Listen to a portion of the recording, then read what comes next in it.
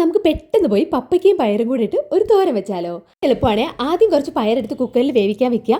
ഈ പറിച്ച പപ്പയ്ക്ക നന്നായിട്ടൊന്ന് കഴുകിയ ശേഷം അതിൻ്റെ മുകൾ ഭാഗം ഇങ്ങനെ ചെത്തിയെടുത്തിട്ട് രണ്ടായിട്ട് മുറിച്ച് അതിനകത്തുള്ള കുരുവൊക്കെ കളഞ്ഞിട്ട് തോല് ഭാഗം ചെത്തിയെടുക്കുക. അതിനുശേഷം ഇതിന് നമുക്ക് കുഞ്ഞു കുഞ്ഞു കുഞ്ഞു പീസസ് ആയിട്ട് കട്ട് ചെയ്തെടുക്കാം. പപ്പയ്ക്കയിലും പയറിലും ഒക്കെ ഒരുപാട് വൈറ്റമിൻസ് ഒക്കെ ഉള്ളത് കാരണം വളരെ ടേസ്റ്റുമാണ്, നമ്മുടെ ഹെൽത്തിനും വളരെ നല്ലതാണ് കേട്ടോ. അപ്പോൾ നമ്മുടെയൊക്കെ വീടുകളിൽ ഈ പപ്പയ്ക്ക ഉണ്ടെന്നുണ്ടെങ്കിൽ വെറുതെ ചിലപ്പോൾ നിന്ന് പോകുമായിരിക്കും. ഇതുപോലൊന്ന് ട്രൈ ചെയ്ത് നോക്കണം കേട്ടോ.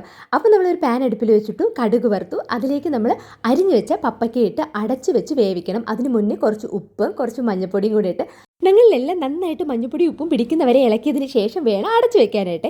ഈ സമയത്ത് നമുക്കൊരു മിക്സിയുടെ ജാറിലേക്ക് ആവശ്യത്തിന് തേങ്ങ എടുത്ത് വെളുത്തുള്ളി, കുറച്ച് ജീരകം, പിന്നെ പച്ചമുളക് ഉണ്ടെന്നുണ്ടെങ്കിൽ കുറച്ച് കറിവേപ്പിലയും കൂടി ഇട്ട് നല്ലതാണ്. അത്രയും കൂടി ഇട്ട് നന്നായിട്ടൊന്ന് അരച്ചെടുക്കുക.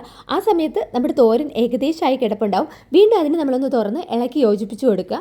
അതിനുശേഷം അത് വേവ് കുറച്ചായെന്ന് ഉറപ്പ് വരുത്തിയതിന് ശേഷം നമ്മൾ വേവിച്ച് വെച്ചിരിക്കുന്ന ആ പയർ അതിലേക്ക് തട്ടി അടച്ചു വെച്ച് വേവിക്കുക. എൻ്റെ ഇതിൽ കുറച്ച് വെള്ളം ഉണ്ടായിരുന്നു, അതുകൊണ്ടാണ് ഞാൻ ഉടനെ തന്നെ അടച്ചു വെച്ചത്. ഇല്ലെന്നുണ്ടെങ്കിൽ ഡയറക്റ്റ് നമുക്കത് ഇളക്കിയെടുക്കാവേ.